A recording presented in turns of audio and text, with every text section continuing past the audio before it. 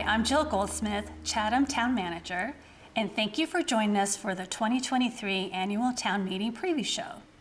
Together with Team Chatham staff, we will review each article in detail and note recommendations from town boards and committees to help you make informed decisions at the annual town meeting on Saturday, May 6th. Articles were reviewed in the order in which they appear on the warrant. You will receive a warrant booklet by mail, and the warrant is also available on the town's website under Town Meeting Central.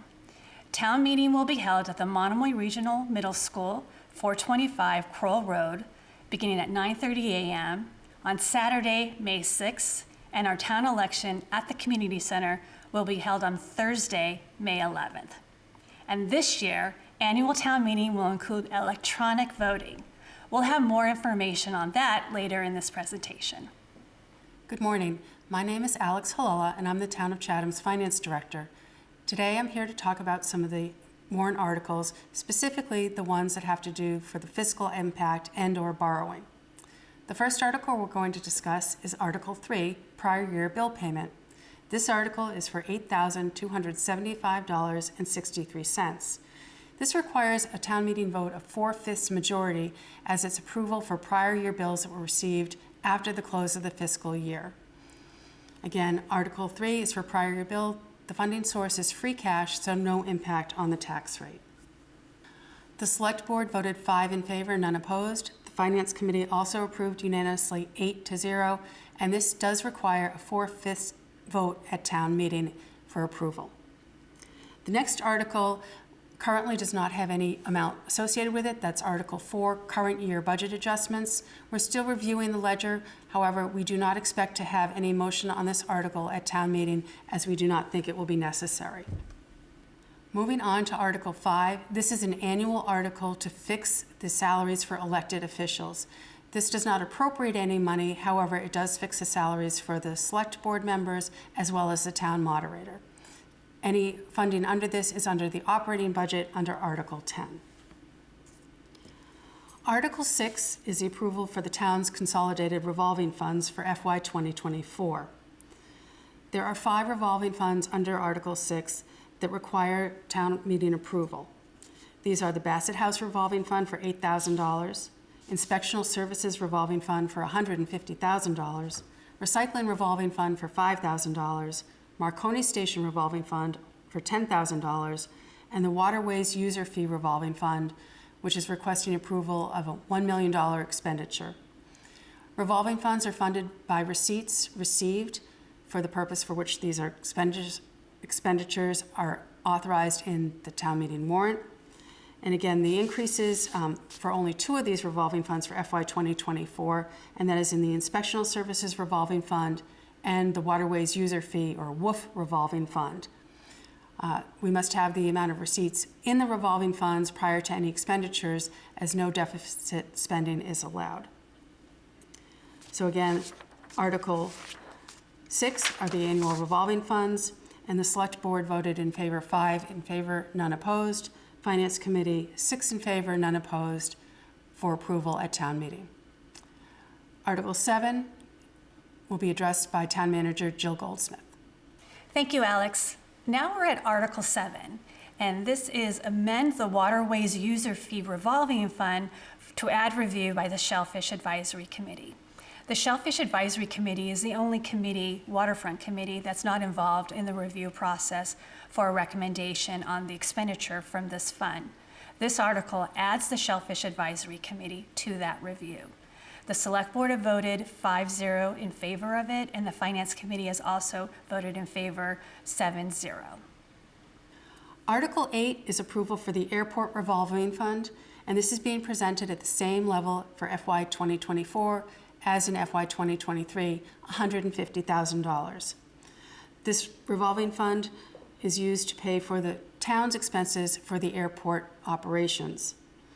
Again, $150,000 for FY 2024. The Select Board voted in favor 5 in favor, none opposed. The Finance Committee also approved this by a vote of 6 in favor, none opposed, and no abstentions. Moving on to Article 9 is also an annual authorization for the town's One Enterprise Fund, our Wood Waste Reclamation Fund. and that is for $25,000. Per Mass General Law, annual authorization for this fund needs approval at town meeting every year. This article was approved by the Select Board, vote of 5 in favor, none opposed, and the Finance Committee, 6 in favor, none opposed, and no abstentions. Article 10 is the town's operating budget for FY 2024. It's presented at $37,791,665. That is a 7.63% increase over the current year's budget for FY 2023, or an increase of $2,678,407. More detail on the operation budget is located in Appendix C of the town meeting warrant, beginning on page A56. Details are also located on the town's website, www.chatham-ma.gov, under Town Meeting and under Budget Central. The FY 2024 budget is known as strategic budgeting for the future, as we still continue with our COVID core services budget. As you might recall, in FY 2021, when the pandemic hit, we had what was known as budgeting in the unknown, where we pivoted from a growth budget to a core services budget. We continued that budget for FY 2022 with a COVID core services budget, and then moving on to this year's budget, FY 2023, which was budgeting for a resilient and sustainable future. As we look to the future, we're still looking to have a sustainable and strong community. As you might recall, prior to the annual town meeting 2020, we presented a growth budget. We are again doing that this year, as we've included 8.5 full-time equivalents in the budget. For more discussion on that, I'd like to introduce our Human Resources Benefits Administrator, Megan Downey. Thank you, Alex. The FY24 operating budget includes enhanced staffing with the addition of 8.5 full-time equivalents to carry out core level and sustainable services consistent with the FY24 calendar 23 Select Board's goals, objectives, and community value statements. Consistent with our annual practices, each year we determine the appropriate staffing levels for the services provided. Over the last 8 years, we have seen an increase in activity and service requests in several departments. Since 2019, we have reached maximum capacity in some of our divisions to carry out core services and the town's priorities, and also to redirect staffing efforts to pressing issues outside of the day-to-day functions. We continue to review services and the most efficient ways to deliver those services, whether it is through regional partnerships, an increase to our staffing levels, or reassignment of current personnel. During the pre-pandemic FY 2021 budget summit held in 2019, it was noted that town staff were challenged in respective job performance, getting projects to completion due to competing priorities and growing workloads with few increases to staffing since 2012. The FY 2021 budget presented 5 full-time equivalents for Select Board consideration out of the 15 full-time equivalents requested by department heads as a result of the budget pivot necessitated by the pandemic. In 2022, staff remained challenged for workload capacity in the delivery of essential service initiatives, and the ripple effect is still being felt by existing employees, trickling both up and down the organization. To be able to provide day-to-day core services and meet the well-established goals set before us, additional staff is needed, but we also are cognizant that we must remain competitive to attract and retain employees. To maintain a healthy and productive staff, we must adjust capacity and capabilities to meet the growing workloads, whether permanent, cyclical, or temporary. To address this, we ask departments to recommend appropriate staffing levels each budget cycle. A key component of department requests relates to staffing sustainable or core services and the fulfillment of the board's community priorities, initiatives, and objectives. Thank you for allowing me to provide an overview of staffing as it pertains to the FY 2024 operating budget. Back to you, Alex. Thank you, Megan.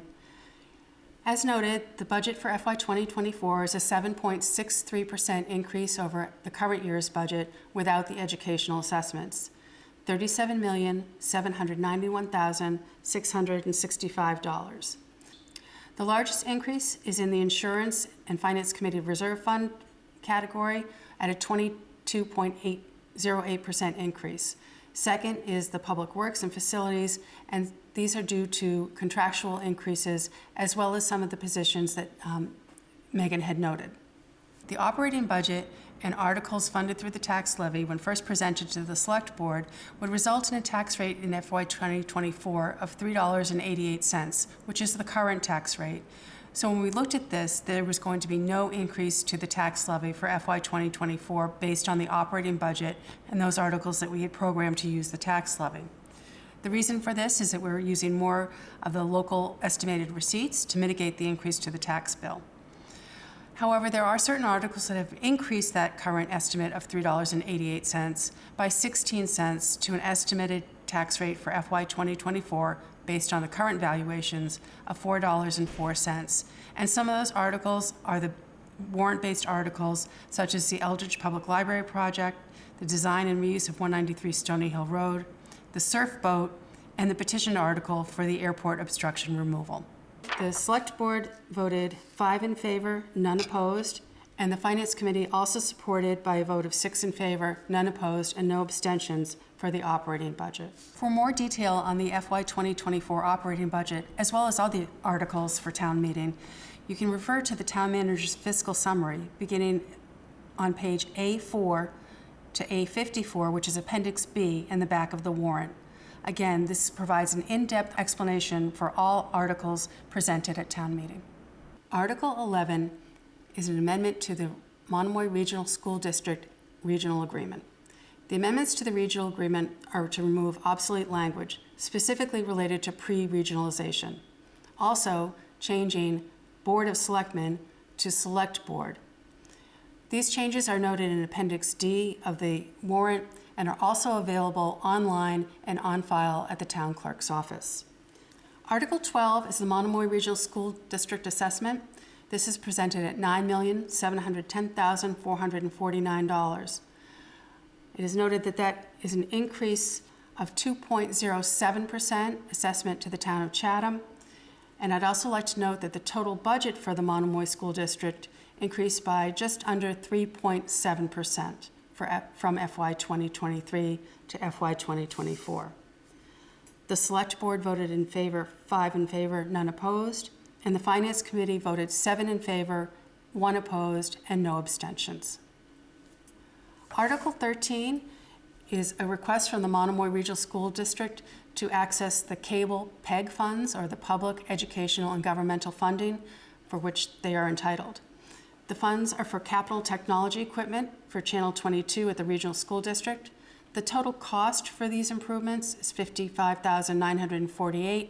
However, this article is requesting $13,114.21 based on the assessments percentage in the regional agreement. The Select Board voted in favor, a vote of 5-0, and the Finance Committee also approved this article by a vote of 8-0. Article 14 is the assessment for the Cape Cod Regional Technical High School, and you will note that this amount has changed since the warrant was printed, as the excess and deficiency for the Cape Cod Tech was approved by the Department of Revenue, and they need to reduce their amount of E&D retained and send that back to the towns. So Chatham will receive a reduction in its assessment by $8,316.90 as printed in the warrant. So the amount for this article will be $367,786, and that is a $12,551 increase over FY 2023 due to one additional student attending the technical high school in this fiscal year. We'd also like to note that this amount does include debt service for the new school, which is declining each year. The Select Board voted in favor of this by a vote of 5 in favor, none opposed, and the Finance Committee also approved 8 in favor, none opposed, and no abstentions. Article 15 will be addressed by Town Manager Jill Goldsmith. Jill? Article 15, Collective Bargaining Agreement Settlement. On April 4th, 2023, the Select Board voted unanimously to approve a memorandum of agreement for a successor collective bargaining agreement between the town and the Chatham Municipal Employees Association, effective July 1st, 2021 through June 30th, 2024. A motion will be submitted under Article 15 which is currently noted as a placeholder article on the warrant, to provide funding in the amount of $225,045 for salary increases and other cost items resulting from the new agreement. It's requested that the $221,045 be funded as follows: $71,045 from the tax rate, $50,000 from free cash, and the remaining $100,000 from a balance of a 2022 warrant article previously approved to implement the new classification and compensation plan, which is included in this agreement.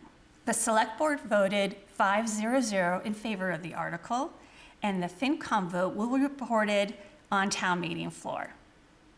Article 16 is approval for the FY 2024 water operating budget.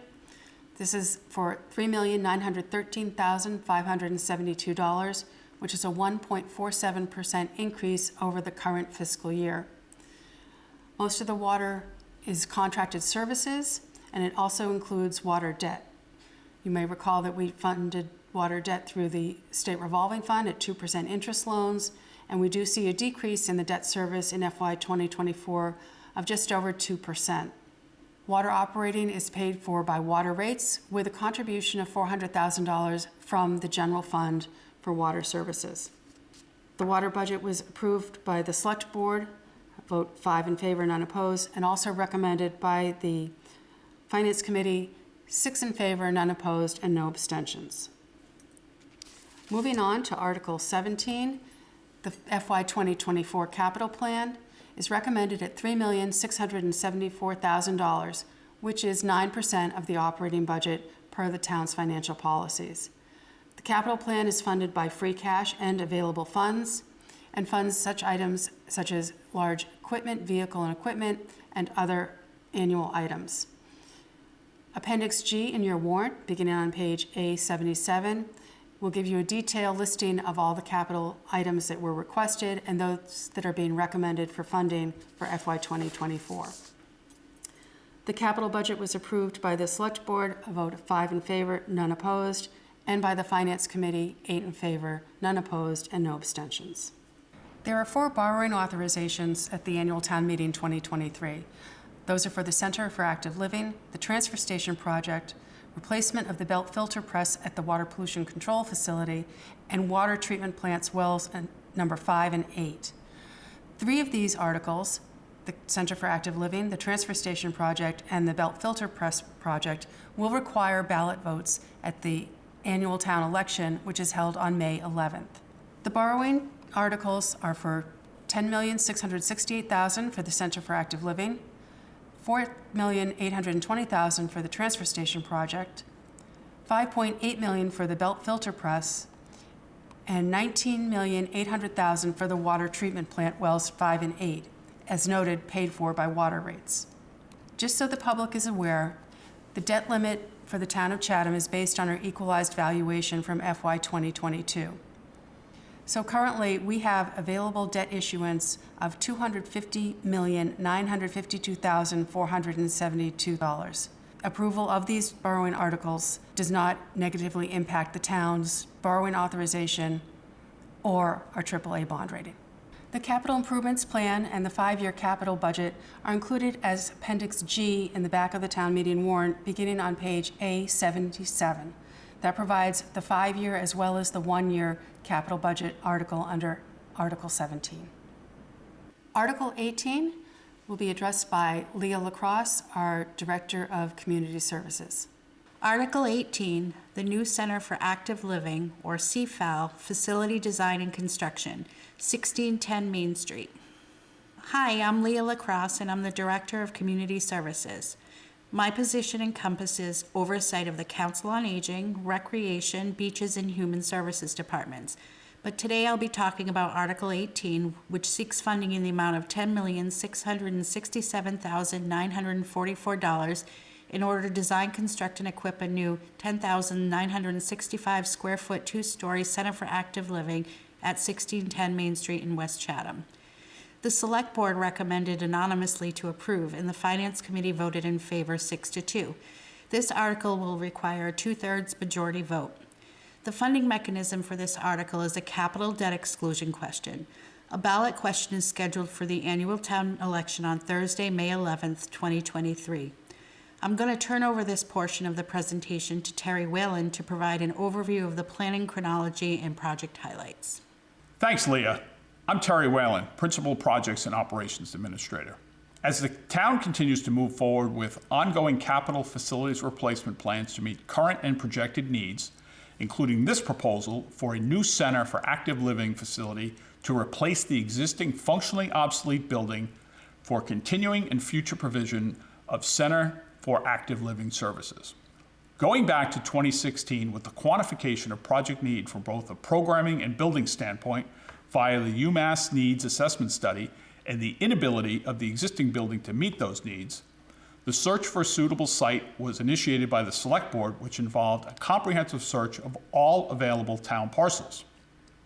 This first site search effort resulted in a proposal for a new facility on town-owned property off Middle Road, which obtained a majority vote. However, it failed to obtain the required 2/3 majority vote at the 2019 annual town meeting.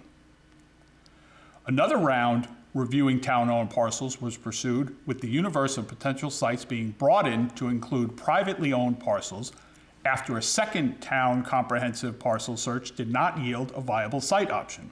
This planning effort in 2020 involved the input of a broad working group, including Select Board members, other town committee members, and public representatives. A proposal of a new facility on privately owned land at 1610 Main Street that was offered for purchase through a request for proposals process, but was subsequently donated by the property owner for use as a new facility, was submitted for annual town meeting. However, due to COVID-19, it was deferred to the 2021 annual town meeting, where a revised proposal obtained a majority vote but failed to obtain the required 2/3 majority vote. Following up on the 1610 Main Street site proposal not obtaining the required 2/3 majority vote at the 2021 annual town meeting, the Select Board sponsored a community forum in November of 2021 to solicit public input on the future of the project, with the forum's findings reviewed and discussed in December of 2021. The community forum evaluation resulted in the board directing the town manager to commence a feasibility study for an attached building at the community center, with programming as directed by the COA to pursue a bifurcated model with a new scaled-down building at the current site and programming at the community center. In August of 2022, the Select Board reviewed the feasibility study findings on the additional options conducted for the community center and existing building at 193 Stony Hill Road, where no acceptable alternative at either site was identified by the Select Board for continued study. At their December 13, 2022 meeting, reviewing the COA Board of Directors' recommendation for a Center for Active Living being located off Old Comers Road on the town-owned Marconi property, the Select Board reviewed the additional due diligence needed on development constraints to consider a new site for a new facility. While additional research was underway at the end of January 2023, the owner of the 1610 Main Street site reoffered to gift the property to the town, contingent upon it being used for a new senior center facility. With the reoffering of the 1610 Main Street site, the board's direction to again pursue the 16 Main Street site resulted in a refreshing of the previous proposal to reflect 2023 market changes, the programming consideration of including an adult supportive day program, energy and building code changes, and lessons learned during COVID. The project design highlights for the proposed Center for Active Living at 1610 Main Street include a 2-story, 10,965 square foot building oriented on the site, allowing for reduced massing along Main Street in keeping with the West Chatham Neighborhood Center context. Parking is located on the side and rear to minimize the commercial look in keeping with the comprehensive plan. Adjacency to town conservation land, providing opportunities for direct open space enjoyment and programming, and potential second floor views of the pond. 56 parking spaces, including 4 handicap spaces, minimal pavement slopes and travel distances to the main entrance, drop-off areas to accommodate companion and van drop-off, and on-site accommodations for 3 COA vans, deliveries, trash enclosure, outdoor patios, and green areas. The total project budget has been refreshed to reflect current market conditions for the 2023 annual town meeting, which includes building construction costs of $8,498,669, owner's development costs of $1,425,000, project contingencies of $744,275 for a total of $10,667,944. This project budget assumes a schedule with completion of construction plans for bidding in early winter of 2023, construction starting by April 2024, and the site development and building completed within 12 to 14 months with a projected occupancy in the summer of 2025. I'm going to turn the presentation back to Leah to review more specifically how the project proposed in Article 18 will meet the town's present and future programming needs. Thank you, Terry. The key features of the two-story, 10,965 square foot building include a first floor providing staff office space, a reception lounge, a multi-purpose program room, commercial-grade kitchen for culinary wellness and education programs, professional office space for visiting services, restrooms, and a storage area. The second story provides additional staff office space, a multi-purpose program space, restrooms, medical equipment storage, a conference room, and an area for an adult supportive day program. The new building proposal enhances the ability of the CCAL to meet the current growing service needs of the community. The proposed 10,965 square foot purpose-built building will also meet the space and storage needs of the CFAL by providing room for required apparatus and meeting the requests of residents brought forth through the 2016 Community Needs Assessment and 2021 Community Forum, including expanding transportation services for seniors, maintaining and potentially expanding outreach programs directed towards the at-risk senior, maintaining and expanding programs and service functions, including caregiver support, programming for more active older adults focusing on fitness, adult learning, recreation, and social opportunities. Our current building does not meet those needs.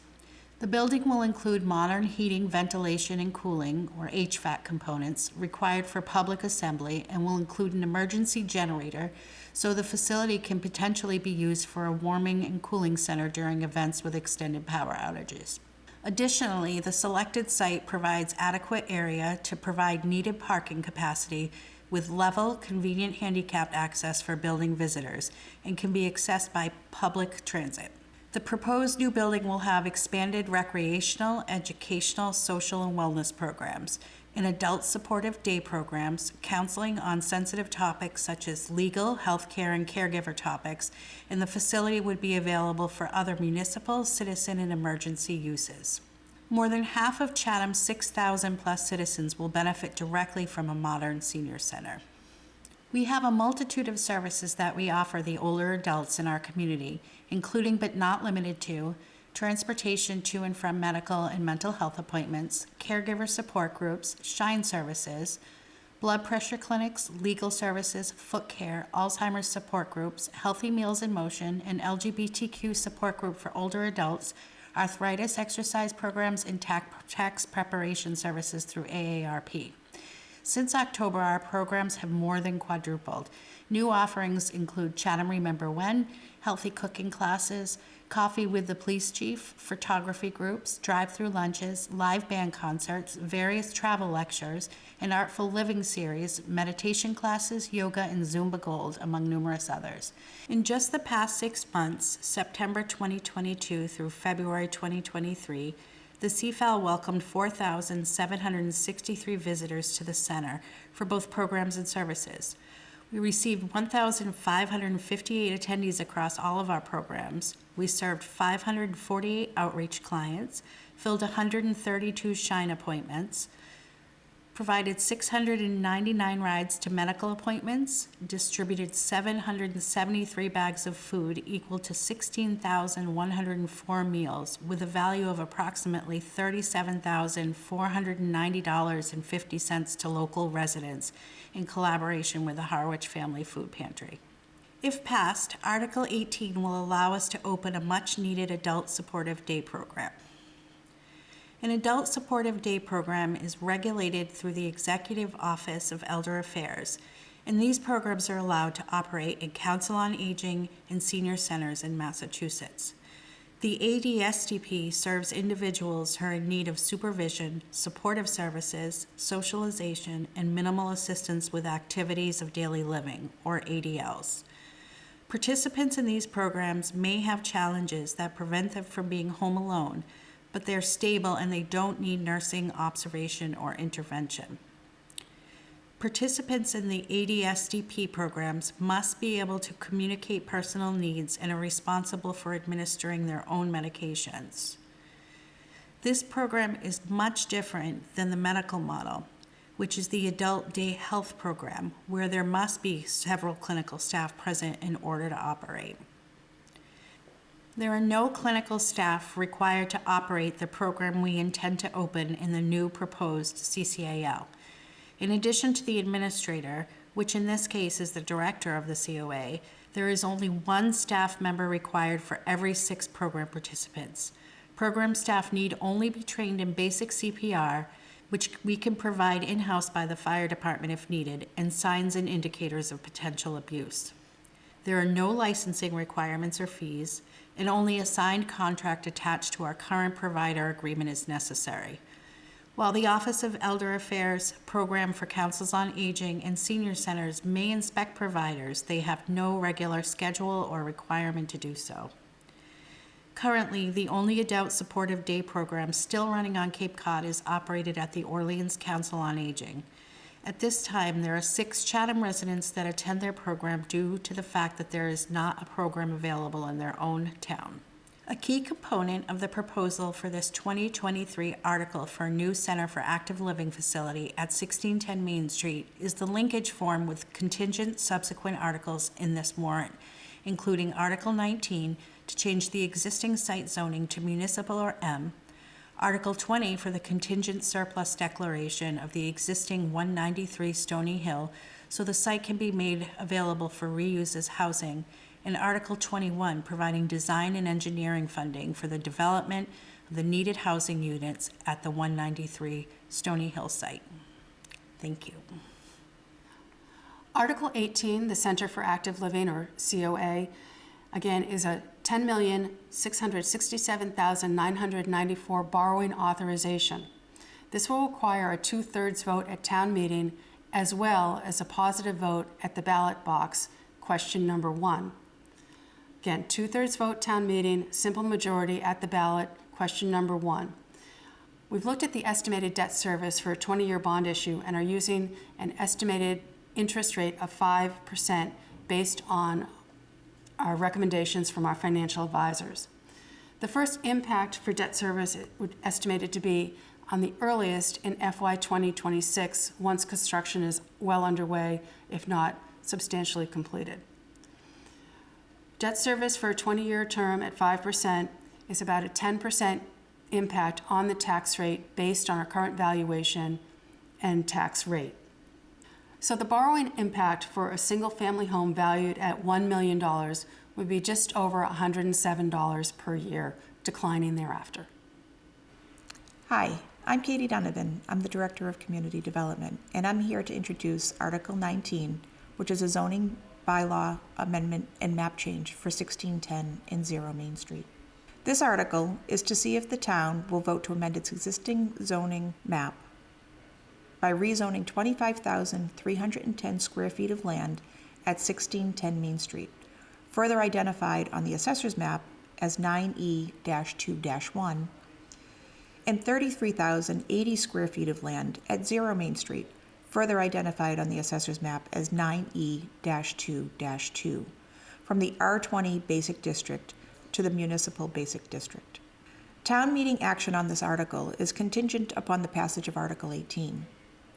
The purpose of this article is to amend the basic zoning district designation of the subject parcels from R20 to municipal, as the intended use of the subject property is a municipal use and should be designed in accordance with the zoning bylaw requirements for the municipal district. Approving the zoning district changes provides greater design flexibility to accommodate site needs. The Select Board voted to recommend this article in a vote of 4 in favor and 0 against. The Planning Board voted to recommend this article with 7 in favor and 0 against. And the Finance Committee voted to recommend this article in a vote of 7 in favor and 0 against. The vote required for this article is a 2/3 majority. And now, to introduce Article 20 is Gloria McPherson, Chatham's new Housing and Sustainability Director. Good morning. I'm Gloria McPherson. I'm the town's new Housing and Sustainability Director. I'm here to talk to you about some housing-related warrant articles. I'm going to start with Article 20, which is the declaration of surplus town property at 193 Stony Hill Road.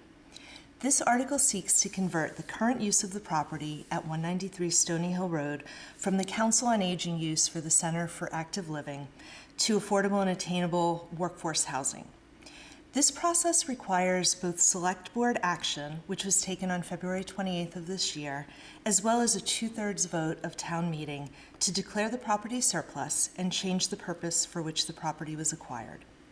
I think we can all agree that there's a lack of affordable and workforce housing in Chatham, which significantly affects our economic and social sustainability, making it difficult to attract and retain generational, young, and working families in town. The identification and development of municipal parcels that are suitable for housing development is a key strategy in the 2018 Chatham Housing Production Plan to increase our housing resources. This particular article is contingent upon approval of Article 18 at town meeting and approval of ballot question 1 at the annual town election on May 11th. Should town meeting vote to authorize Article 18 for a new Council on Aging Center for Active Living facility project at 1610 Main Street, and voters adopt the debt exclusion ballot question, the property at 193 Stony Hill Road could then be utilized for affordable and/or attainable workforce housing once the new Council on Aging facility is completed and occupied. The Select Board voted to recommend this warrant article to town meeting by a vote of 5-0-0, and the Finance Committee also voted to recommend this warrant article to town meeting by a vote of 8-0-0. Article 21 is a companion article to Article 20. It's for design and engineering for the reuse of 193 Stony Hill Road. This funding article is being proposed in support of the article to convert the existing use of 193 Stony Hill Road from the Center for Active Living to affordable and/or attainable workforce housing. Should the article and funding for the Center for Active Living at 1610 Main Street be approved. This article would be contingent upon town meeting approval of Article 18, as well as adoption by voters of the debt exclusion ballot question authorized thereby, as well as town meeting approval of the previous article, Article 20, changing the purpose for which the property at 193 Stony Hill Road is held from Center for Active Living to housing.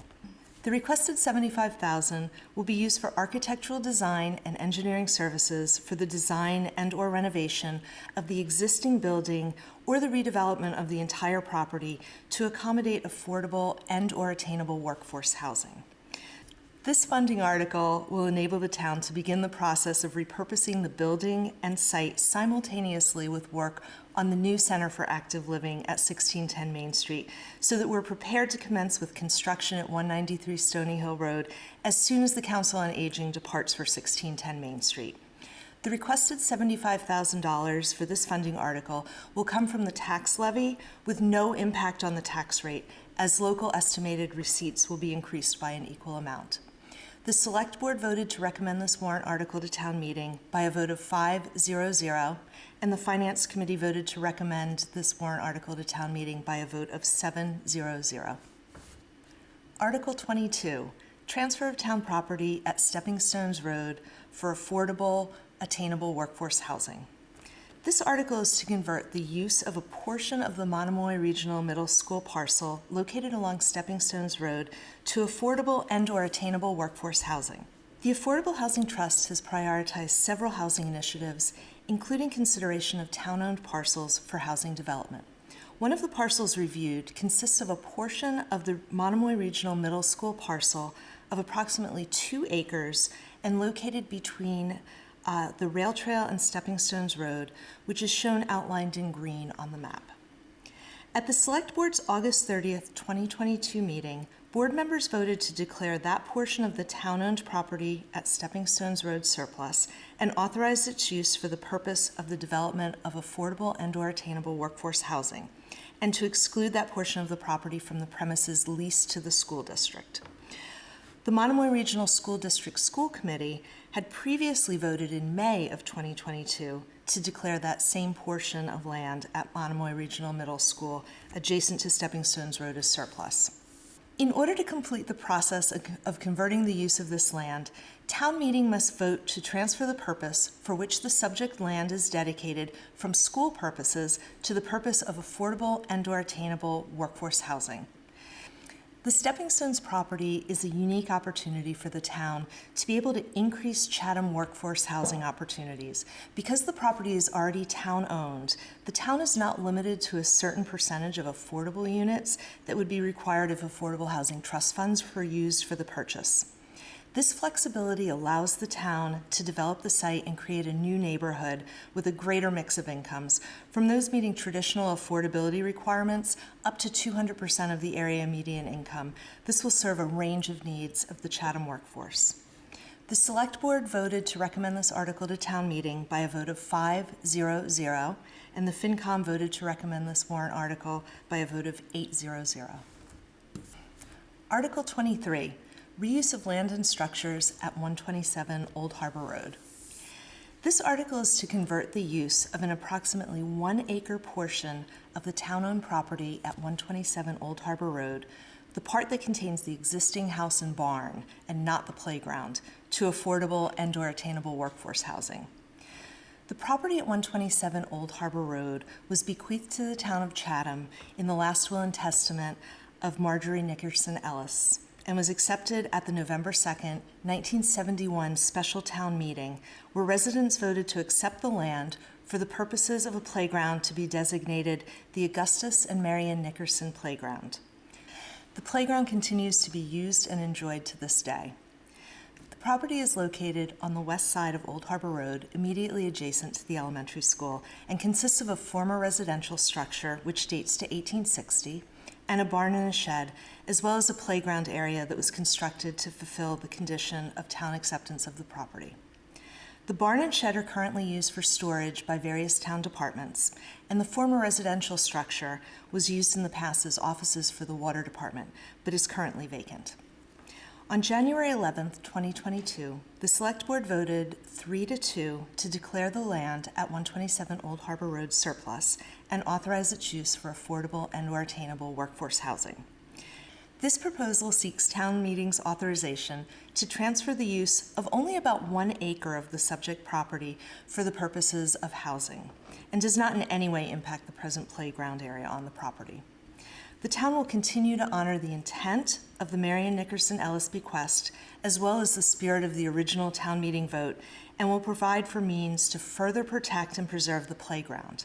However, the existing structures on the property could be an asset to the community in the form of much-needed affordable and/or attainable housing. The Select Board voted to recommend this article to town meeting by a vote of 3-0. The Finance Committee recommended this warrant article by a vote of 7-0-0. Hi, my name is Rob Faley. I'm the Director of Public Works for Chatham. Article 24 is a water capital article regarding water mains. Water surplus funds will fund this article at an expected cost of $500,000. The Select Board voted to approve this article at a 5-0 vote, and the Finance Committee recommended this article with a vote of 6-0. This is an annual article for the replacement of old, unlined, or undersized water mains throughout the town on a public portion of the water service. As part of the Water Department's comprehensive 5-year capital plan, the town has been more aggressive in the replacement of outdated water main infrastructure. These efforts are to help make a safer and more reliable drinking water distribution system available to users in Chatham. Old pipes are more vulnerable to leaks, which not only warrant expensive repairs, but can also waste a lot of water. Undersized or unlined pipes can be made from materials like lead, steel, copper, or iron, which can also leach into the water. Undersized pipes that we have currently are replaced with 8-inch mains at a minimum to aid in fire protective services. The focus of water main replacement continues to be in areas where we are already digging up the road to replace or install sewer lines, in areas where major roadway or drainage construction activities occur. By utilizing this fund to continue to aggressively replace water mains to the proper size and material, there is less likely a chance that we will need to excavate a newly paved road. It also helps with our overall goals of improving the quality and quantity of Chatham's water supply. Article 25 is a water capital article regarding the South Chatham wells, also known as wells 1, 2, and 3, for an iron and manganese study. Water surplus funds will pay for this article at a cost of $50,000. The Select Board voted to approve this article with a vote of 5-0, and the Finance Committee recommended this article with a vote of 6-0. Iron and manganese are naturally occurring minerals in groundwater. The effects of these minerals can be anything from staining and fouling plumbing fixtures to intestinal distress. This study, in Article 25, will help determine the best path forward to treating the water from these 3 wells. By comparison, the Morton Road Water Treatment Plant for wells 6, 7, and 9 are already being treated for iron and manganese with a full treatment plant utilizing oxidation chemicals and a green sand filter. If the study determines that a green sand filter is the recommended treatment, Chatham may see a similar type plant eventually constructed at wells 1, 2, and 3. The South Chatham wells have shown increasing levels of both iron and manganese lately. Due to the current surplus of water funds available, there is no anticipated impact to the tax levy or water rates for this study. This article is to study the South Chatham wells and recommended treatment to reduce levels of iron and manganese. Article 26 is a water capital article that involves a new water treatment facility for the training field wells, also known as wells 5 and 8. There's a borrowing authorization paid for by water users and ratepayers in the amount of $19,800,000. The Select Board voted to approve this article with a vote of 5-0. The Finance Committee also recommended this article with a vote of 8-0. High levels of iron and manganese were discovered in wells 5 and 8, as well as per- and polyfluoroalkyl substances, also known as PFAS. Mass DEP regulates 6 specific PFAS and drinking water standards and abbreviates this set as PFAS 6. PFAS 6 was detected exceeding the state's maximum containment level in well 5 in the spring of 2021. It was also found in well 8 in the fall of 2021.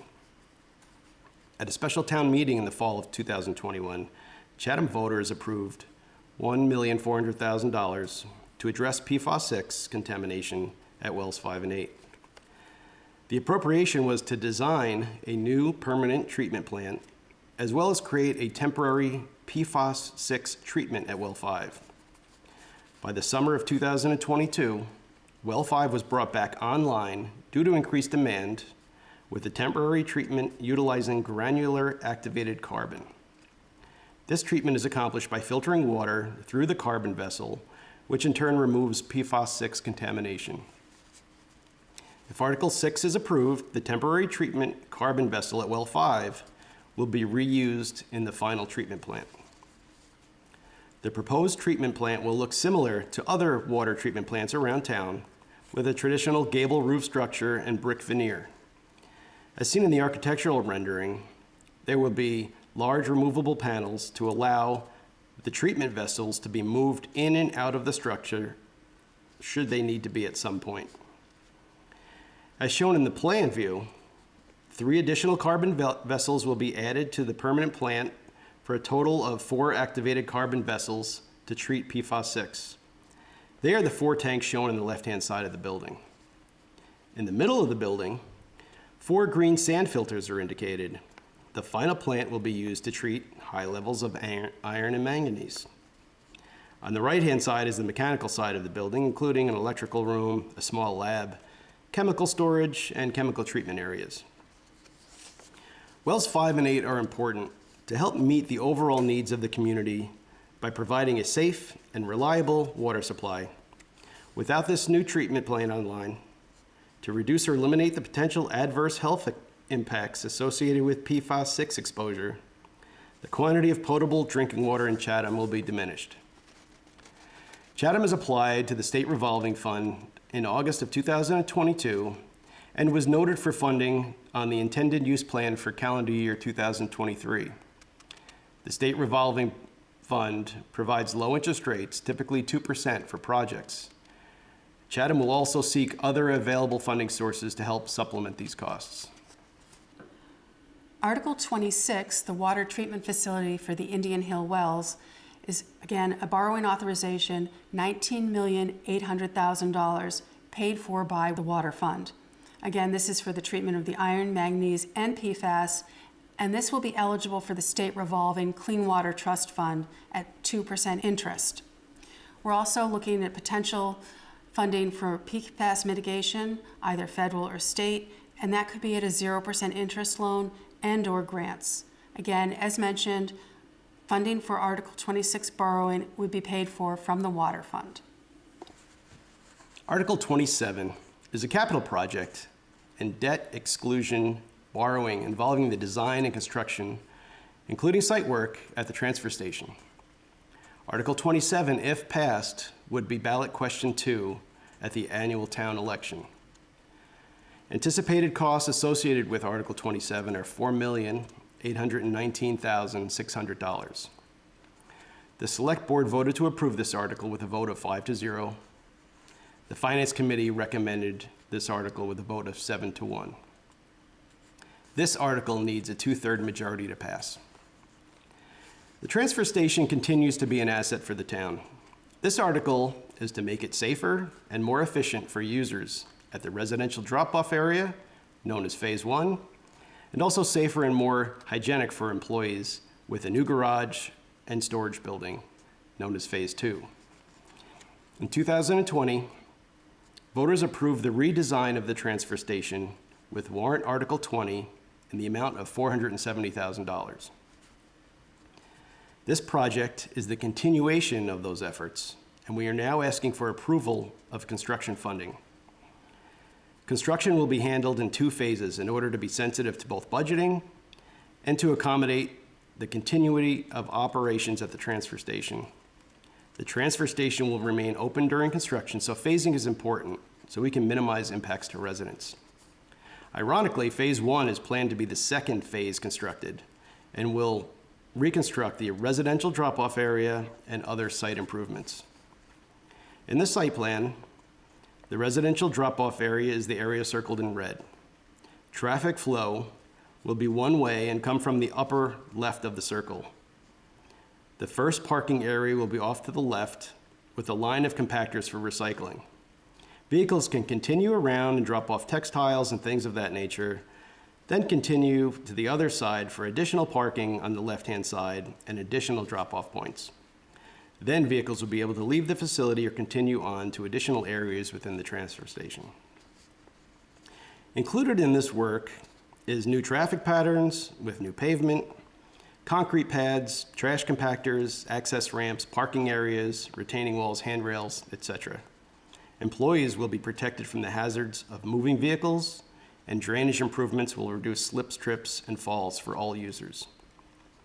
Traffic flow efficiencies will be realized, and turning movement conflicts will be reduced with the relocation of the difficult-to-manage waste area, which will be adjacent to the swap shop.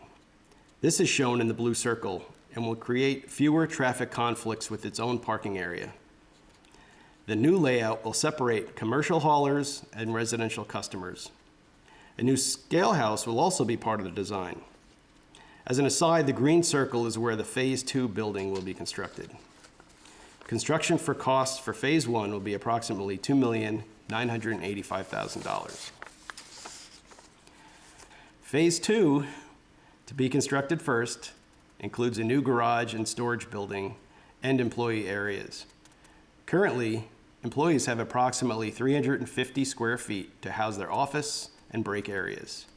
There are ongoing odor issues due to its proximity to the tipping floor, and restroom access is constricted. The new building will be low maintenance and highly functional. The floor plan will provide approximately 1,400 square feet for employee use. At the bottom right of the plan is room for a supervisor's office. Above that is a small kitchen and employee break room. And further above that are men's and women's restrooms and locker rooms. To the left-hand side is an additional 2,100 square feet that will allow for indoor storage of vehicles and additional storage space for town-owned equipment. The construction cost for Phase 2 will be approximately $2,304,600. The planned renovations at the transfer station will bring the facility into OSHA compliance under the Occupational Safety and Health Administration and will meet Americans with Disabilities Act and State Architectural Access Board criteria. The changes will also allow people of all abilities to use the facility by providing a barrier-free design that is safe, well-lit, and accessible. Article 27 is a borrowing authorization for the work proposed at the transfer station. Again, this is a $4,820,000 borrowing, and this is for safety improvements and other improvements at the transfer station. This is also a ballot question that requires both a 2/3 vote at town meeting as well as approval at the ballot, question number 2 on May 11th. Thank you, Alex. I hope you're finding our 2023 annual town meeting preview show informative. I want to remind you that the warrant for the town meeting is available online at the town's website, and hard copies have been mailed out to each household. The 2023 annual town meeting takes place indoors on Saturday, May 6 at 9:30 a.m. at the Monomoy Regional Middle School Gym at 425 Crowell Road. Childcare is available by reservation. Please email Susan Mobile, SMABILE at chatham-ma.gov no later than 12 noon on Friday, May 5th, 2023 to make arrangements for your children. Good morning, town meeting voters. This is Dr. Robert Duncanson, your Director of Health and Natural Resources, and I'd like to just cover a couple of the upcoming articles for the 2023 annual town meeting. The first article that I'd like to speak to is Article 28, and that is a capital article for replacement of the belt filter press at the water pollution control facility. And just what is a belt filter press, you might ask? Well, when wastewater is treated at the wastewater treatment plant, you basically get two byproducts. The first byproduct is liquid, or water, and that is discharged into sand beds at the site, infiltrates through that sand, and ultimately reaches the groundwater. The second byproduct that is created is what's known as sludge, and that is basically all the solid material that is not broken down during the wastewater treatment plant process. And that material, that sludge, it has to be transported out of Chatham, off Cape essentially, to areas that either use it to reclaim strip mines. In some instances, it's used as liquid fertilizer for certain types of farming processes. And in other places, it's converted into fertilizer. The sludge from the city of Boston has for decades been converted into something called Milorganite, which is basically a fertilizer that you can buy in a home center and apply to your garden or your lawn. In the case of Chatham, we don't go to that extreme. We convert that sludge into a semi-solid, so for the most part it's a liquid. We take that and we put it through the belt filter press, which is basically a piece of equipment with two belts. The liquid sludge is placed on those belts and then it's squeezed under pressure so that you get rid of most of the water. The idea being to get that sludge as dry as possible because it takes up less volume, therefore it costs less to transport and it also costs less to dispose of. So we take that sludge, we run it through the belt filter press, and we produce what's known as a cake, which is primarily a semi-solid that is then easier and cheaper to dispose of.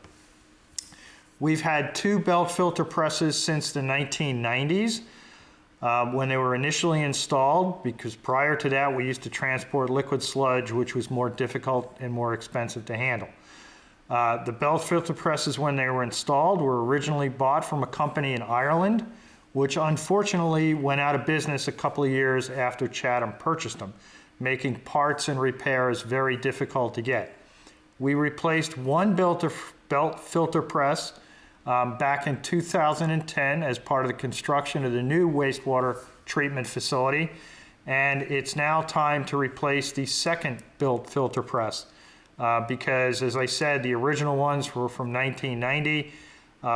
One of those we took out of service. We kept that one for spare parts for the second one, but that second one is now getting to the point where we can't replace the parts, we can't get any service for it, so it needs to be replaced because the belt filter press is integral to the wastewater treatment plant's operation, and as we expand the collection system and we take in more wastewater, we have to use those belt filter presses on a more regular basis. And that varies between winter and summer. In the winter, we might only use them, 1 or 2 times a week. In the summer, we might use them every day. And so having redundancy by having 2 belt filter presses available is critical to the operation of the wastewater treatment facility. So under this article, we'd be replacing the older of the 2 belt filter presses. The article covers the cost of the belt filter press, some modifications that have to be made to the building that houses it, because obviously technology has changed over the last couple of decades. It would pay for the engineering costs and whatnot. We did submit this cost to the state's revolving fund for clean water, and it was approved under the 2023 intended use plan. So the town will be getting low interest financing for this project. The project is estimated to cost, or the number that we have in the town meeting article is $4.5 million. And the town will be able to borrow that money from the state at either 2% or potentially 0% interest. So we'll be able to save the taxpayers a significant amount of money. So that is a quick explanation of Article number 28, replacing the belt filter press at the water pollution control facility. Article 28 is for the belt filter press at the water pollution control facility, $5,800,000 in borrowing authorization. This is eligible, up to $5 million is eligible under the state revolving fund or the Clean Water Trust for 0% interest loans. It's also eligible for the Cape Cod and Islands Water Protection Fund, and that is a grant, so a subsidy coming from that. And this requires a 2/3 vote at town meeting for borrowing authorization, as well as, since it is exempt from Proposition 2.5, ballot question number 3 is required for approval as well. The Select Board voted to recommend this article for approval by a vote of 5-0. The Finance Committee approved the article on a vote of 8-0, and this expenditure of $4.5 million will also be the subject of ballot question number 3, which will be on the town election ballot shortly after town meeting. And this article will require a 2/3 majority vote for passage. Hello, my name is Terry Whalen, Principal Projects and Operations Administrator with the Town of Chatham. Article 29, Eldridge Public Library HVAC System Replacement. Article 29 seeks the appropriation of $2 million to address operational and performance deficiencies with the existing heating, ventilation, and cooling system, or HVAC system, at the Eldridge Public Library by completing a full replacement of the HVAC system with modern, efficient, environmental, and health code compliant components, and to cover equipment costs and associated building improvements to facilitate installation. The Eldridge Public Library HVAC system has not been substantially improved since 1991. This proposed comprehensive system changeout that will bring the building's interior climate control in line with current standards by using modern heat pump technology and high efficiency components throughout to achieve better performance, air quality, and environmental benefits. The project budget estimate is based upon a recent similarly sized Massachusetts library project that the town's owner's project manager, or OPM, was involved. Due to the green aspects of this electrification project, Numerous incentives and grant opportunities exist and will be pursued to offset the amount requested in the article. The Select Board and the Finance Committee both voted unanimously in favor of Article 29. Article 30, George Ryder Road Connector Easement Acquisition. Article 30 is a request on behalf of the Bikeways Committee to authorize the Select Board to acquire a permanent easement of plus or minus 225 square feet in and over a portion of a lot located at 1674 Main Street to accommodate a portion of the so-called George Ryder Road Connector multi-use path. The Bikeways Committee has been pursuing the creation of a safer link between the Old Colony Rail Trail, or OCRT, along George Ryder Road to the recently constructed multi-use path on Main Street, or Route 28, which was created by the state-funded West Chatham Roadway Design Project. The committee received $25,000 in grant funding from Mass Trails Program to conduct a planning study to identify alternatives to achieve the identified objective. This study addressed two sections of George Ryder Road. The completion, which covers the stretch of George Ryder Road, which currently shares the road with the OCRT and the George Ryder Road Connector, which would be a new section linking the OCRT at its entrance just above 1674 Main Street, the Ocean State Job Lot property, to the new multi-use path at Main Street, Route 28. This proposed connection fills a gap in the town's multi-use path network by connecting the OCRT to the shared multi-use path along Main Street and in West Chatham via George Ryder Road. Securing a permanent easement to complete the connection is needed. The town can accomplish this by obtaining rights from the 1674 Main Street property, New Creek 2 LLC. Via this article, the town will obtain an easement of plus or minus 225 square feet over this parcel as depicted on the plan that is described in the article. Article 57 in the 2023 annual town meeting warrant seeks Community Preservation Act or CPA funding requested by the Bikeways Committee to provide local match to leverage state grant funding for construction implementation of this portion of the George Ryder Road multi-use path connector. The Select Board and Finance Committee both voted unanimously in favor of Article 30. Hello, my name's Stuart Smith. I'm the Harbor Master for the town of Chatham. I'll be speaking today on Article 31 for the May annual town meeting. Article 31 is the purchase of a surf-capable heavy weather vessel for the town of Chatham. As many of you may have read in the newspapers recently, the town, namely the Board of Selectmen, have been speaking with the Coast Guard on their reduced capabilities and downsizing of the capabilities of Station Chatham. Station Chatham historically has been a surf capable station. Number of years ago, that designation changed from a surf station to a heavy weather station, and then 18 months later, from a heavy weather station to a multi-purpose station, which is the lowest capabilities of a Coast Guard station here in the United States. So we're seeking to augment that downsizing and that mission reduction with a 36-foot safe boat. It'll be similar to the Coast Guard motor lifeboats, but smaller. The Coast Guard motor lifeboats, the latest ones were the 42-footers. They are no longer here in Chatham. This one is built by the same manufacturer, but it's 36 feet. The training will be done internally and with the boat manufacturer to bring the boat crews, the town boat crews, up to speed on operating the vessel and operating it in heavy weather and surf. The Coast Guard boats that are here currently are not surf capable and not heavy weather capable, and the standards for training for the crew here at Station Chatham are not for heavy weather or surf any longer.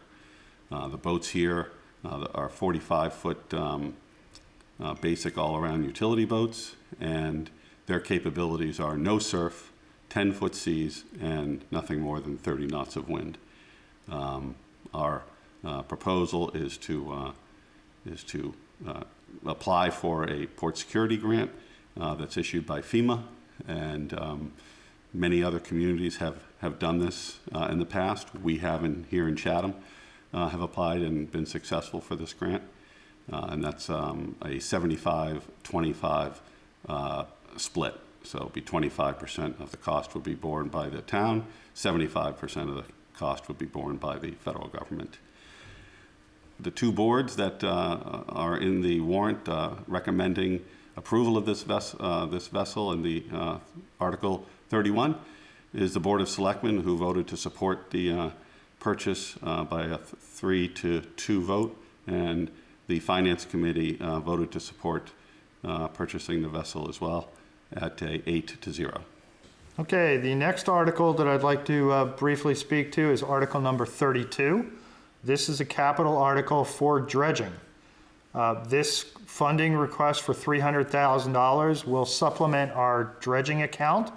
There is also $100,000 in the capital plan, so we have a total request for the dredging account of $400,000. But the article number 32 covers $300,000 of that. This money will replenish the town's dredging account.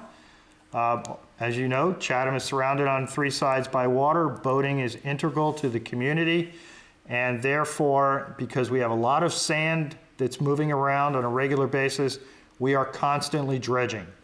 In general, every year we will dredge the Stage Harbor entrance channel.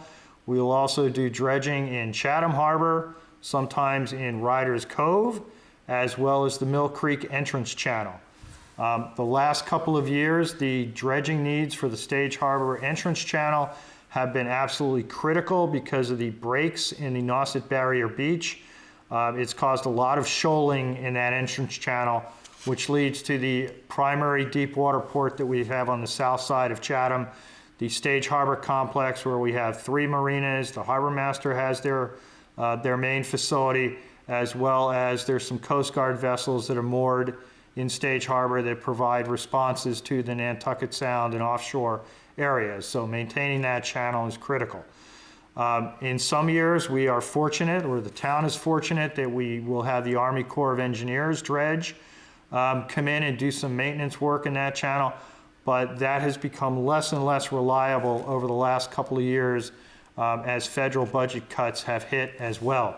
So we generally appropriate $400,000 on a yearly basis to support our dredging needs throughout Chatham. And as I said, they're not always the same every year. We do move around depending on how quickly some areas shoal in and other areas remain a little stable. We also try to reuse that dredge material for beach nourishment in most cases. We've placed sand up on Hardings Beach, Ridgevale, Cockle Cove, and areas like Kochpinnicket Town Landing and whatnot. So we try to reuse that sand as much as we can to help out the town's beaches, as well as maintaining access for boaters and others. This article was recommended for approval by the Select Board by a vote of 5-0-0, and the Finance Committee also recommended their approval by a vote of 6-0-0, with the funding, the $300,000, to be coming from free cash. Thank you, Dr. Bob. We're now at Article 33, and that's the Child Care Voucher Program. This is our annual appropriation to this very worthwhile fund that helps Chatham community members who either live or work in Chatham.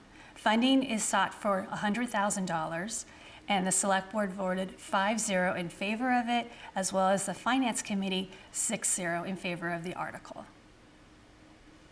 Article 34 continues our commitment to social infrastructure for our youngest constituents. This is the Dr. Florence Selden Family Support Preschool Program for 3- and 4-year-olds. Funding in the amount of $180,000 is being sought to replenish it in the second year of this program up to $425,000. Information about this program is available on the town's website. The Select Board voted favorably to recommend this article 5-0-0, as well as the Finance Committee 6-0-0. Article 35 is a transfer from overlay surplus into the OPEB liability trust fund. This is an annual article at town meeting with no impact at the tax rate, as overlay surplus remains as released by the Board of Assessors. Again, OPEB stands for Other Post-Employment Benefits, not retirement benefits, for which the town is liable for our employees. And that's Article 35, $150,000 to the trust fund. The Select Board endorsed this by a vote of 5 in favor, none opposed, and the Finance Committee also approved recommendation by a vote of 6 in favor, none opposed, and no abstentions. Article 36 is the Expendable Trust for Retirement. We introduced this article last year, FY 2023, and again are requesting $95,000 be transferred to the Expendable Trust for Retirement. This would cover expenses or compensated balances for employees who qualify for vacation payout or sick leave buyout should they retire during the fiscal year. We feel this is good financial planning should someone retire towards the end of the fiscal year and funds do not remain in the operating budget to cover any retirements. Article 37 is a new article for FY 2024, and this is a capital inflation protection article for $100,000. When looking at the capital budget for FY 2024, we noted several items that were requests for additional funding to supplement previously approved items that for one reason or another had increased in cost due to inflation, and we weren't able to find funding sources for those, so those had to be put off for a year or two. This capital inflation protection article would guard against that, so should prices increase, we have a mechanism to fund these items so departments can procure the items that are necessary. If the funds aren't used, they will remain here for the next year or be closed out for another purpose. The Select Board voted 5 in favor, none opposed, and the Finance Committee voted 5 in favor, 1 opposed, and no abstentions. Article 38 is a creation of a wastewater capital stabilization fund and transfer from free cash $2,265,000 into the fund. This article would take these Harwich IMA funds, the intermunicipal agreement funds for wastewater treatment that we received back in 2017 and have been closed to free cash every year, and transfer those funds into this wastewater capital stabilization fund. A stabilization fund requires a 2/3 vote at town meeting for any use. So if we have future needs for wastewater, we could use these funds rather than borrow funds, and we're contemplating using that for items that do not qualify for the 0% interest loans, looking to save taxpayers money on borrowing. Again, this requires a 2/3 vote at town meeting to create the stabilization fund, and the Select Board voted 4 in favor, none opposed, and the Finance Committee also approved this article by a vote of 7 in favor, none opposed, and no abstentions. Article 39 is the opioid settlement funds, and this would reserve funds that are currently in free cash, $74,521, into an article to be used for the purpose for which they were received. The town entered into the opioid settlement agreement with other towns in the Commonwealth and expects to receive more money in future years. However, this money was received in FY 2023 and per Mass General Law closes to the general fund or free cash at the end of the fiscal year. This would reserve these funds for future use and for the uses for which we received them into FY 2024. The Select Board voted by a vote of 5 in favor, none opposed, to approve this, and it is also recommended by the Finance Committee, 8 in favor and none opposed. Article 40. The Board of Trustees of the Chatham Affordable Housing Trust currently consists of 5 members of the Select Board and 2 at-large members appointed by the Select Board. In 2021 and again in 2022, annual town meeting approved and submitted a home rule petition to establish a new housing trust to take the place of the existing Affordable Housing Trust. That proposal included a reconstituted Board of Trustees consisting of 2 members of the Select Board, 1 member of the Chatham Community Housing Partnership, and 4 at-large members intended to have a broad range of expertise, including education and experience in real estate development and other financing. Other features of the Home Rule petition requires action by the General Court before they can be implemented. Reconstitution of the Board of Trustees does not. That requires only an amendment of General Bylaws Section 10-5-A without waiting for the General Court to take action on our petition. Both the Select Board and the Finance Committee voted unanimously in support of this article. Article 41, Local Option Acceptance of Mass General Law, Chapter 40, Section 15A. This article is being brought to town meeting at the recommendation of the Chatham Community Housing Partnership and is for local acceptance of Mass General Law, Chapter 40, Section 15A, which is related to the procedure for converting town-owned property for the construction of low and moderate income housing.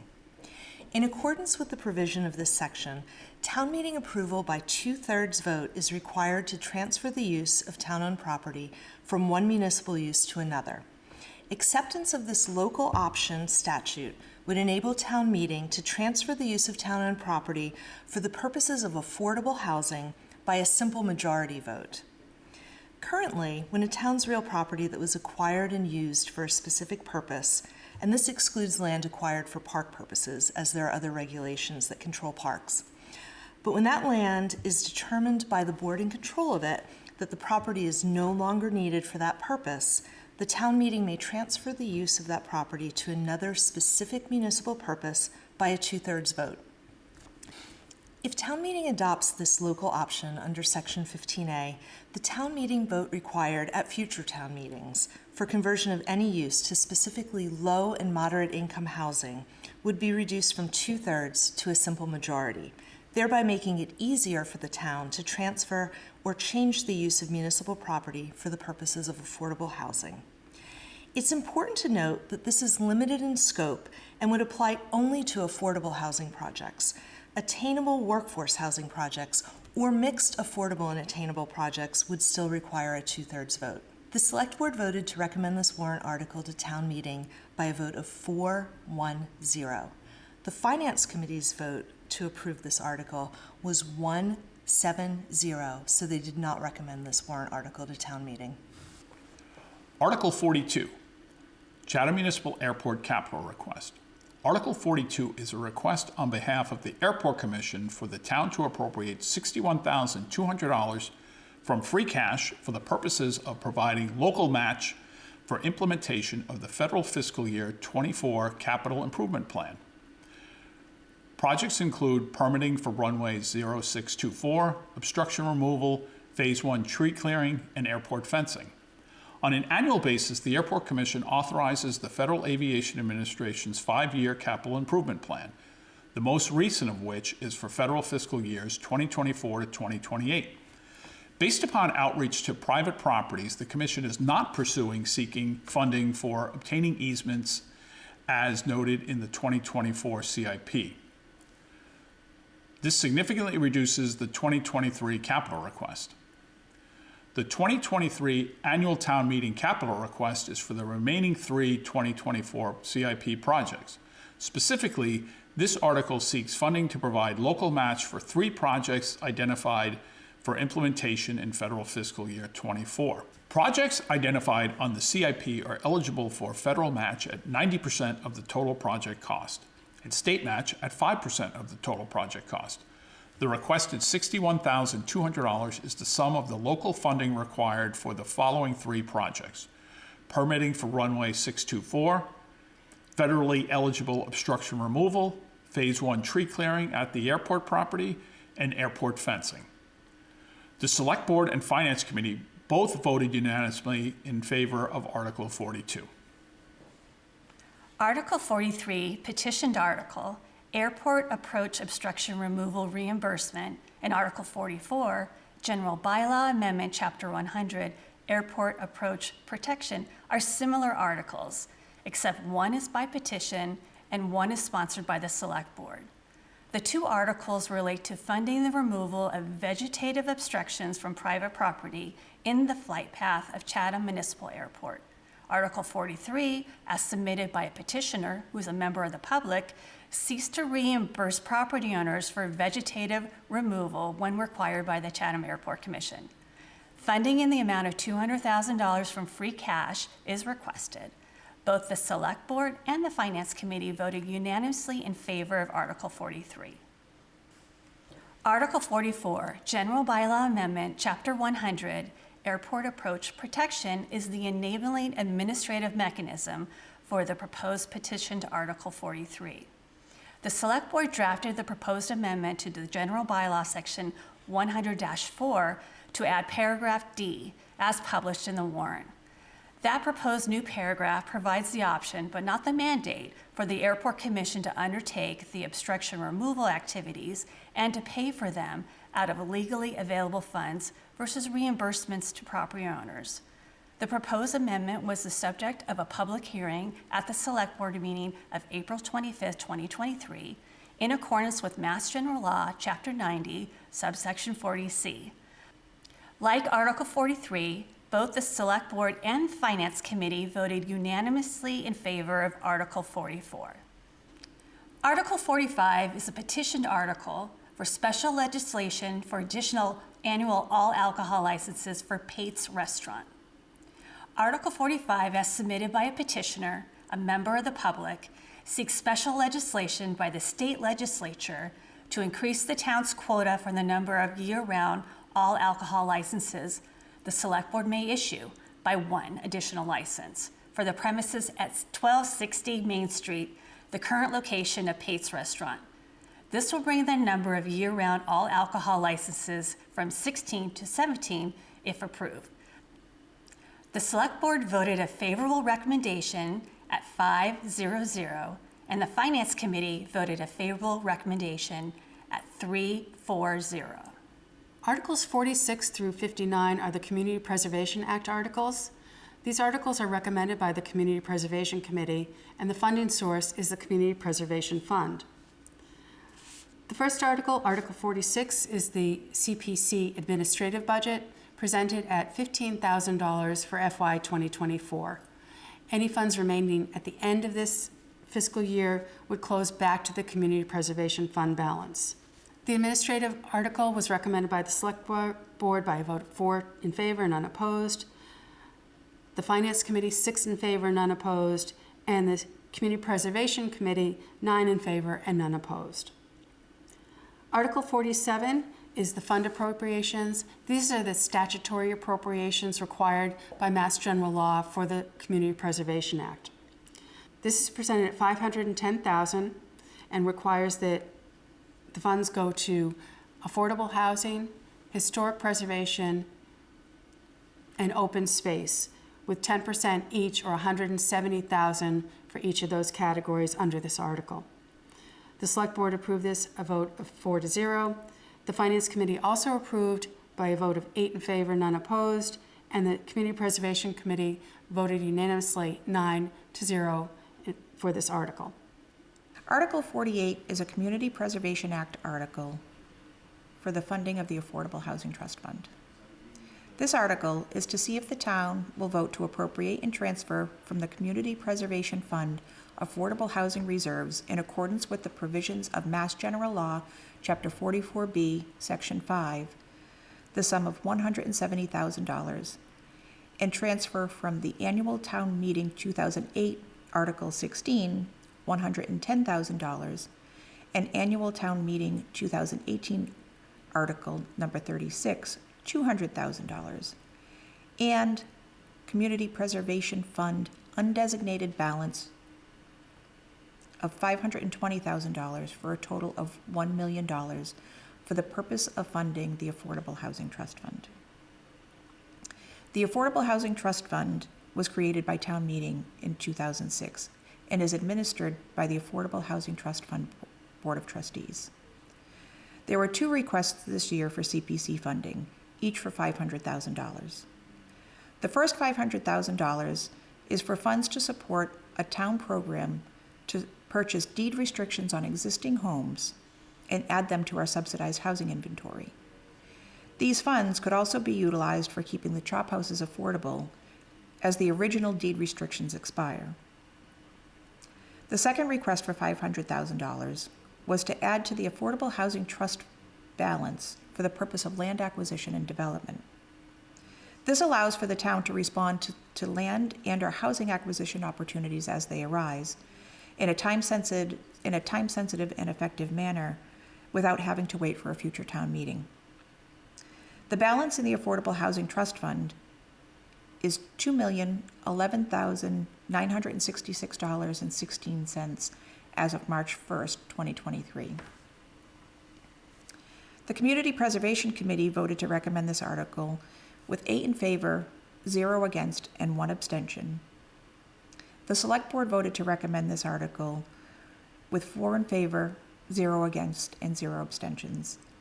And the Finance Committee voted to recommend this article with 6 in favor, 0 against, and 0 abstentions. Article 49, Community Preservation Act, Marconi Towers Preservation, Restoration, and Relocation.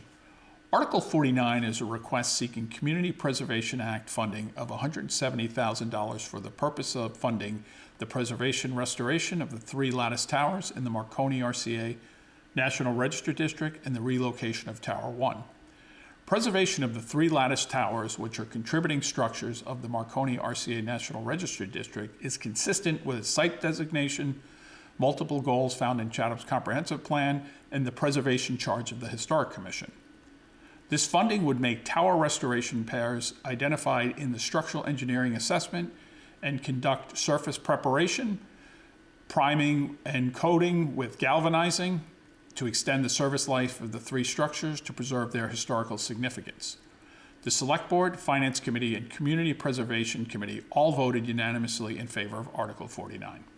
Article 50 is a request from the South Chatham Library for funds for improvements to their exterior, including re-roofing and re-shingling the building, and to install an ADA compliant ramp to allow individuals to access the building. This article is presented at $79,000 under the historic restoration category. The Select Board voted in favor, 4 in favor, none opposed. The Finance Committee also recommends by a vote of 6 in favor, none opposed, and the Community Preservation Committee voted unanimously, 9 in favor, to approve this article. Article 51 is the cemetery headstones preservation, and this is presented by the Chatham Cemetery Commission, and it is targeting 107 headstones within Seaside Cemetery, formerly known as the Methodist Cemetery.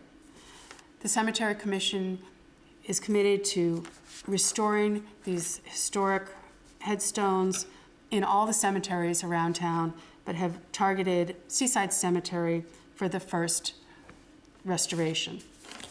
Select Board voted 4 in favor, none opposed to recommend this article. The Finance Committee also voted by a vote of 6 in favor, none opposed, and the Community Preservation Committee recommends 9 in favor and none opposed for this article. Article 52, Community Preservation Act, Railroad Museum. Article 52 is a request on behalf of the Railroad Museum Working Group seeking Community Preservation Act funding totaling $34,650 for the purpose of funding the historic preservation of Railroad Museum artifacts and the building. This article will fund the installation of a climate control system to provide stable indoor air conditions more conducive to the long-term preservation of museum artifacts and enhance the long-term shell preservation of the historical structure. The proposed system will provide the ability to control indoor air conditions by providing humidity control during the summer and shoulder seasons and a baseline heating level for the remainder of the year. The primary benefits of installing such a system are intended primarily to enhance the life cycle of the museum's historical artifacts, displays, and archived materials. An additional benefit of adding climate control to the building is the moderation of extreme conditions associated with expansion-contraction of building shell materials, improving the long-term performance of painting applications to preserve and maintain the historic building's character. The Community Preservation Committee, Select Board, and Finance Committee all voted unanimously in favor of Article 52. Article 53 requests $350,000 for the historic U.S. Coast Guard boathouse that was located at Stage Harbor, however was moved to Hull previously and now is located in Quincy, Massachusetts. The boathouse will be moved back to Chatham and located at 90 Bridge Street for the town's upweller. This $350,000 is for exterior improvements to the boathouse, such as windows, doors, roofing, sidewall shingles, and trim, in order to retain and restore the historic aesthetics of the structure when it is moved back to Chatham. Again, $350,000 for the Coast Guard boathouse, and this was recommended by the Select Board, a vote of 4 in favor, none opposed. The Finance Committee, 6 in favor, none opposed. And the Community Preservation Committee, 8 in favor, none opposed, and 1 abstention. Article 54 is for the Chatham Marconi Archive Storage Project located at the Chatham Marconi Maritime Center. This article is for $142,715 under the historic category and would create a space for the storage of their archives. It'd be on the second floor of the hotel building, and again would have climate-controlled installation and storage for their archives in the building. They have over 920 photographs dating from the 1920s and 149 documents such as correspondence between station and naval staff before and after World War II, site plans and maps dating from 1914. All these historic documents are in danger if not stored properly in a climate-controlled area. The Select Board voted 4 in favor, none opposed to support this. The Finance Committee also voted support, 6 in favor, none opposed. And the Community Preservation Committee recommends this to town meeting, 9 in favor and none opposed. All right, the next article that I'd like to speak to is Article number 55, and this is one of the Community Preservation Act articles for a salt marsh study. This article was proposed, or this funding request was proposed by the Energy and Climate Action Committee. And one of the things they are looking at is how will the marshes in Chatham be able to deal with sea level rise over the coming decades. As I'm sure everybody's aware, sea level rise is occurring around the world. Chatham has been somewhat of a poster child for it, primarily from the aspect of increased erosion along a majority of our shoreline, highlighted by the eastern facing shorelines where we've seen some dramatic changes in the Nauset Barrier Beach and also continued erosion on our other public beaches on the south side. But another component of that is how the marshes react to sea level rise. Marshes are critical areas for both fisheries. They serve as the nursery for many of the commercially available saltwater fish species. They also play a critical role in water quality as well. Marshes are very good at dealing with elevated nitrogen conditions that plague a lot of our waterways from the development on land, our septic systems, road runoff, and fertilizer use. So having those marshes continue along into the future is really critical to both fisheries as well as water quality. And so the Energy and Climate Action Committee has been concerned about this. As sea level rises, what happens to those marshes? Do they have the ability to migrate inland in some areas? Should steps be taken to help the marshes through what's known as thin layer deposition, where thin layers of sand are placed on the marsh to raise their elevation to match what happens with the sea level, so that the marshes remain the robust, environmental, ecologically important areas that they've been. So this article seeks funding to do some mapping throughout Chatham of those marshes, to look at the land, the upland areas immediately adjacent to those marshes, to see where there may be opportunities for marshes to migrate as sea level rises. Will they be able to migrate inland? To determine what other steps may be appropriate to help our marshes survive as sea level continues to rise. So the Energy and Climate Action Committee has requested $120,000 to fund this work, which would be done by both the committee itself as well as consultants with the appropriate expertise. And so this request was supported by the Community Preservation Committee on a vote of 9-0-0. It also received a positive recommendation from the Select Board on a vote of 4-0-0, and a positive vote from the Finance Committee on a vote of 6-0-0. Okay, the next article that I'd like to speak to is Article 56. Again, this is another one of the Community Preservation Act articles, and this one is for the production of open space trail guides. This application was put forward by the Chatham Conservation Foundation, who, as you know, is the land trust in Chatham that owns quite a few properties and land for the preservation of open space throughout Chatham. One of the issues that they've identified is that there are multiple trails on a lot of properties in Chatham, a lot of the open space parcels owned by the Conservation Foundation, as well as adjoining properties that are owned by the town of Chatham. A lot of the trails are contiguous between those two ownership types, if you will. And so the foundation is looking to produce a trail guide so that the public will know where these trails are, where to go to park and where to access the trails, where the trails go, highlights along the trail, you know, things to see. Are they all wooded areas? Are they trails that go to ponds, around ponds, and other important environmental features? So the foundation has requested a sum of $35,000 from the Community Preservation Act. That would be matched by $20,000 of in-kind or monetary services from the foundation to produce these trail guides in both hard copy and also make the trail guides available on various websites so the public can download those and then go out and enjoy these properties that have been set aside for generations to come.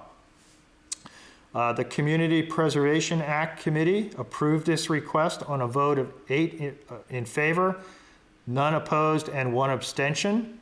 The Select Board likewise recommended approval of this article on a vote of 4-0, and the Finance Committee also recommended approval of this article on a vote of 6-0. Article 57, Community Preservation Act, Bikeways Improvements, George Ryder Road. Article 57 represents the Bikeways Committee's request seeking Community Preservation Act funding of $88,000 for the purpose of raising funding to match state grant funds for the construction of a separate multi-use path on the east side of George Ryder Road between the southern entrance of the Old Colony Rail Trail, or OCRT, on George Ryder Road to connect with the Main Street Route 28 multi-use path created as part of the West Chatham Roadway Design Project.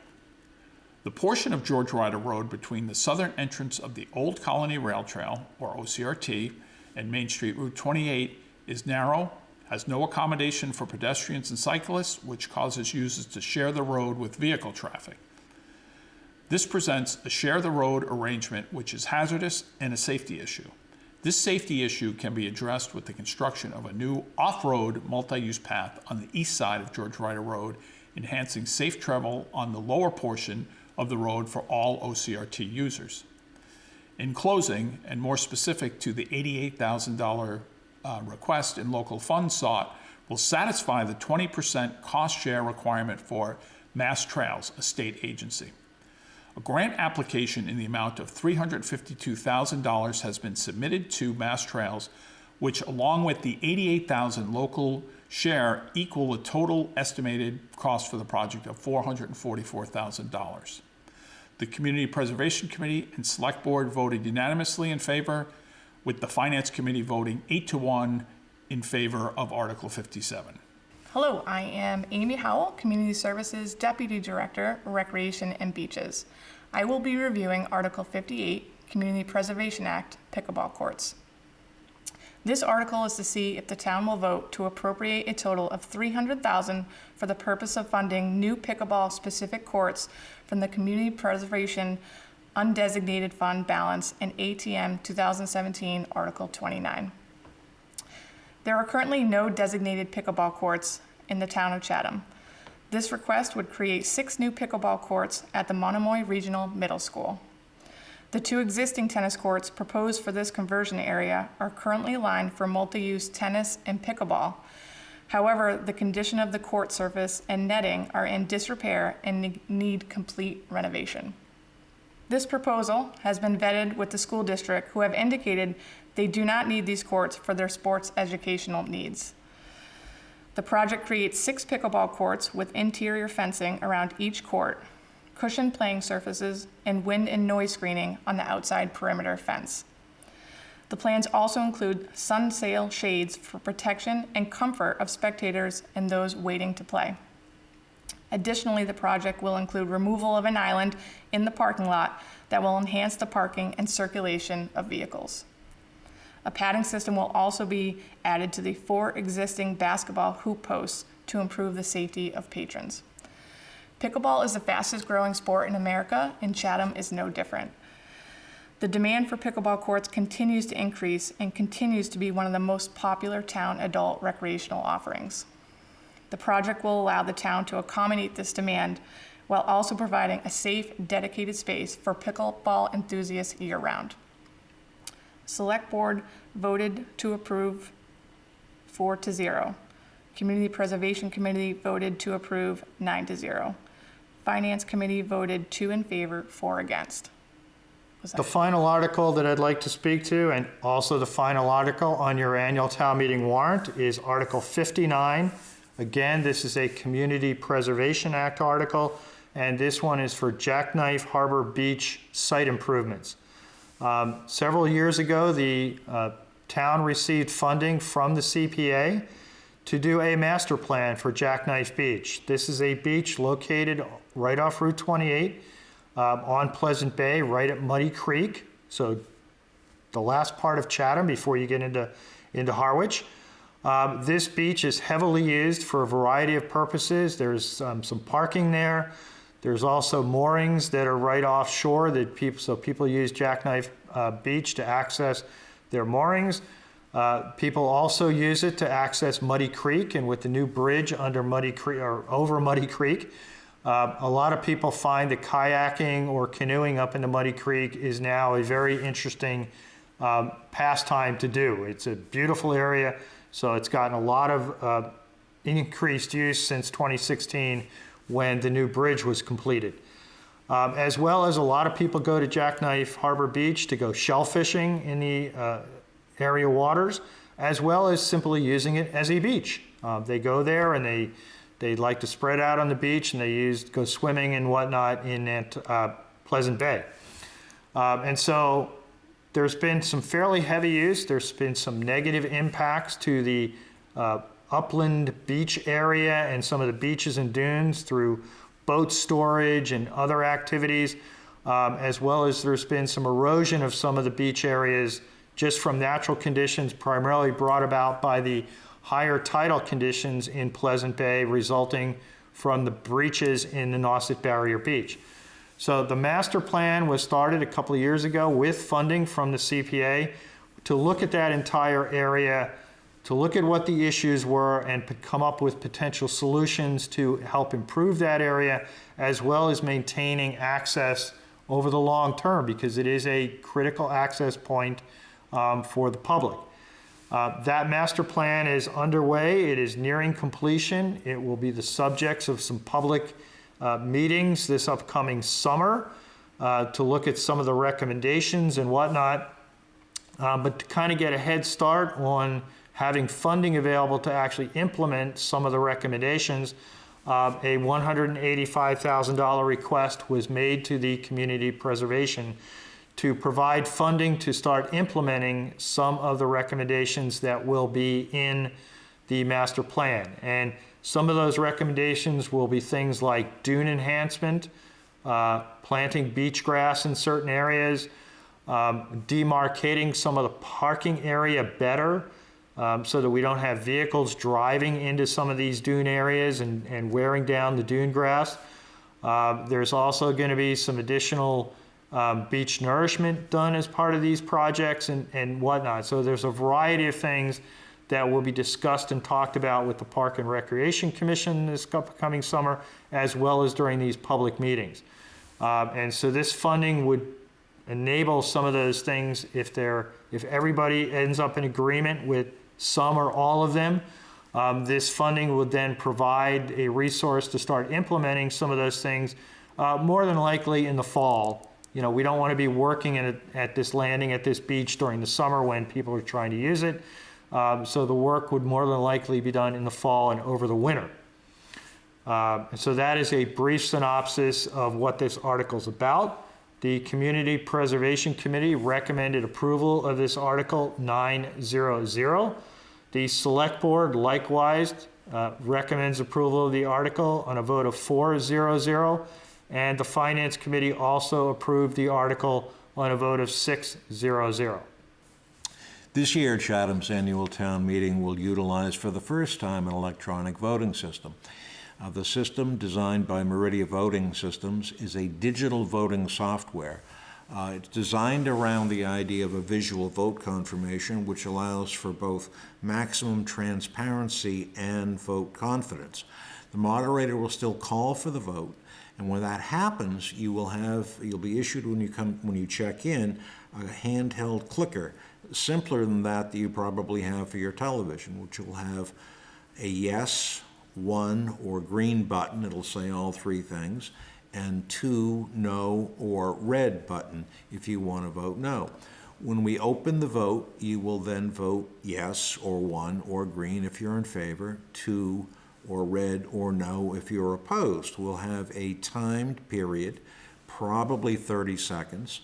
And if you want to change your vote during the voting window, you can do so by entering a new vote.